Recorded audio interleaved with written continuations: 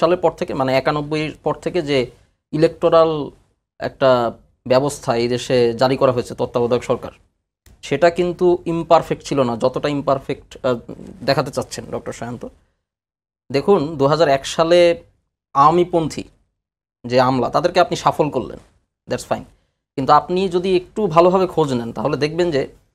সেই সময় বিএনপিপন্থী আমলা যারা, তারা কিন্তু আবার এই সাফলিংয়ের মধ্য দিয়ে উঠে আসছেন। জনগণের আকাঙ্ক্ষা এবং আমলাদের ইন্টারনাল পলিটিক্স বা প্রশাসন পুলিশের ইন্টারনাল পলিটিক্স মিলে গেছে। তত্ত্বাবধায়ক সরকারের যে নির্বাচনগুলো, একমাত্র হচ্ছে খুব সম্ভবত প্রেসিডেন্ট শাহাবুদ্দিন 91-এর, উনার পরে যে ইলেকশনগুলো হয়েছে সবখানে দেখা যাচ্ছে যে আমলা বা পুলিশের ইন্টারনাল যে পক্ষগুলো আছে তারা দেখছে যে সামনে বিএনপি একটা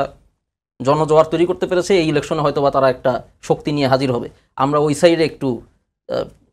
খেলি আর কি, তাদের পক্ষে একটু কাজ করি। এই ধরনের একটা নেক্সাস যেটাকে বলে,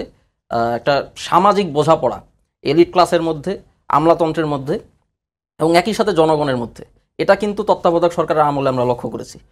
তত্ত্বাবধায়ক সরকারের আমলে মানে 90 থেকে শুরু করে 2014 পর্যন্ত একনায়কতান্ত্রিক শাসন বা ফ্যাসিবাদী শাসন কায়েম হওয়ার আগ পর্যন্ত যে পলিটিক্সটা ছিল, ইলেকট্রাল পলিটিক্স, সেই ইলেকট্রাল পলিটিক্স কিন্তু গণতন্ত্র ছিল এই অর্থে যে এই এলিট আমলাতান্ত্রিক পক্ষগুলা